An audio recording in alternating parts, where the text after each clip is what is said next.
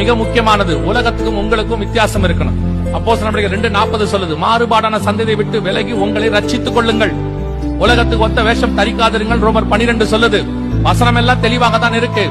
ஆனால் அந்த வசனம் எல்லாம் உங்க காதுல விழாது. உங்களுக்கு அந்த வசனம் எல்லாம் தெரியாது. அந்த வசனத்தை உங்கள் வசதியாக மறந்து விடுவீர்கள். உலகத்துக்கு ஒத்த வேஷம் தரிச்சீங்கன்னா பரலோகத்துக்குள்ள நுழைய முடியாது. கர்த்தர் தெய்வமானால் கர்த்தரிடத்தில் வாங்கள், பாகால் தெய்வமானால் பாகால் இடத்துக்கு போங்க. ஒன்னு உலகம், இல்லை கர்த்தர். நான் அங்கேயும் தலையை கொடுப்பேன், இங்கேயும் வாழை கொடுப்பேன். அவங்கிட்ட போய் அநியாய வார்த்தை பேசுவேன், இங்கிட்ட போய் அந்நிய பாஷை பேசுவேன். அவங்கிட்ட போயிட்டு வட்டிக்கு கொடுத்து வாங்குவேன், இங்க போய் நான் அந்த தசமபாகம் காணிக்க கொடுத்துருவேன். இது ரெண்டு டாலி ஆயிடுனா அதெல்லாம் கிடையாது. அப்படிலாம் கிடையாது. பைபிள் அப்படிலாம் ஒண்ணுமே இல்ல. ஒண்ணு இது இல்ல அது, ரெண்டுல ஏதாவது ஒண்ணு. வேதம் அப்படித்தான் தெளிவா சொல்லுது.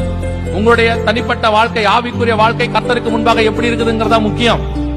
நீங்க யார வேணாலும் ஏமாத்தலாம். இப்பவும் சொல்றேன், உங்களை நடத்துகிற ஊழியர், சபை ஊழியரை ஏமாத்தலாம். நீங்கள் கூட இருக்கிற உங்கள் மனைவி, கணவன், பிள்ளைகளை கூட ஏமாத்தி விடலாம். ஆனால் நிச்சயமாகவே கர்த்தரை ஏமாத்த முடியாது. உங்களை நியாயந்திருக்கிறவர் ஒருவர் இருக்கிறார்.